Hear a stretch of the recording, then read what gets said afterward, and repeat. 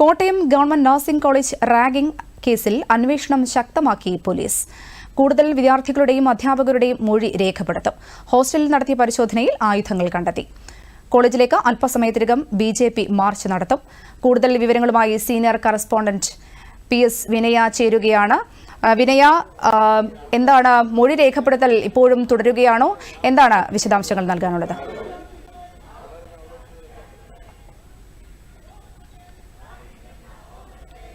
ഈ റാഗിങ്ങിൽ കൂടുതൽ കുട്ടികൾ ഇരയായിട്ടുണ്ടോ എന്നുള്ള ഒരു അന്വേഷണമാണ് നിലവിൽ പോലീസ് നടത്തുന്നത്. അതായത് ഇപ്പോൾ 6 പേരാണ് പരാതി പറഞ്ഞിട്ടുള്ളത്. ഇവരിൽ കൂടാതെ മറ്റ് ജൂനിയർ വിദ്യാർത്ഥികൾക്ക് ആർക്കെങ്കിലും ഇത്തരത്തിൽ റാഗിംഗ് നേരിടേണ്ടി വന്നിട്ടുണ്ടോ എന്നുകൂടി പോലീസ് പരിശോധിക്കുകയാണ്. അതിന്റെ ഭാഗമായിട്ടാണ് കൂടുതൽ ആളുകളുടെ മൊഴി രേഖപ്പെടുത്തുന്നത്. ഇന്നും മൊഴി പോലീസ് രേഖപ്പെടുത്തുന്നുണ്ട്. കൂടുതൽ വിദ്യാർത്ഥികൾ, ഹോസ്റ്റലിൽ താമസിച്ചിരുന്ന മറ്റുള്ളവർ, PG വിദ്യാർത്ഥികൾ ഉൾപ്പെടെയുള്ളവർ, ഇവരുടെയെല്ലാം മൊഴി പോലീസ് രേഖപ്പെടുത്തുന്നുണ്ട്. അധ്യാപകരുടെയും അനധ്യാപക ജീവനക്കാരുടെയും മൊഴിയെല്ലാം തന്നെ പോലീസ് രേഖപ്പെടുത്തുന്നുണ്ട്. ഇന്ന് ഇപ്പോൾ കോളേജിലേക്ക്, നഴ്സിംഗ് കോളേജിലേക്ക് BJPയുടെ ഒരു പ്രതിഷേധ മാർച്ചുണ്ട്. അതോടൊപ്പം തന്നെ നിലവിൽ ഇപ്പോൾ ഇവിടെ കേരള ഗവൺമെന്റ് നഴ്സസ് യൂണിയന്റെ നേതൃത്വത്തിൽ ഒരു പ്രതിഷേധവും നടക്കുന്നുണ്ട്. ഈ റാഗിംഗ് സംഭവത്തിൽ ശക്തമായ നടപടി ആവശ്യപ്പെട്ടുകൊണ്ടാണ് ഇത്തരത്തിലുള്ള പ്രതിഷേധങ്ങളെല്ലാം തന്നെ നടക്കുന്നത്.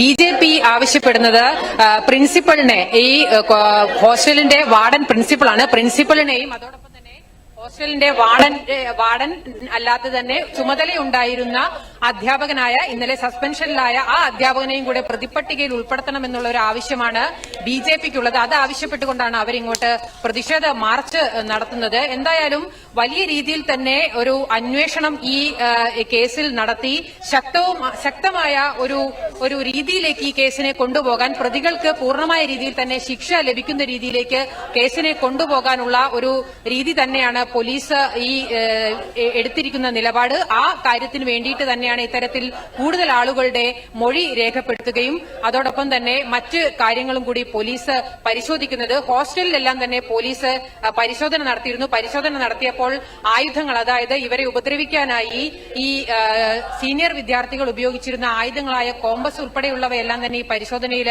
പോലീസ് പിടിച്ചെടുത്തിരുന്നു.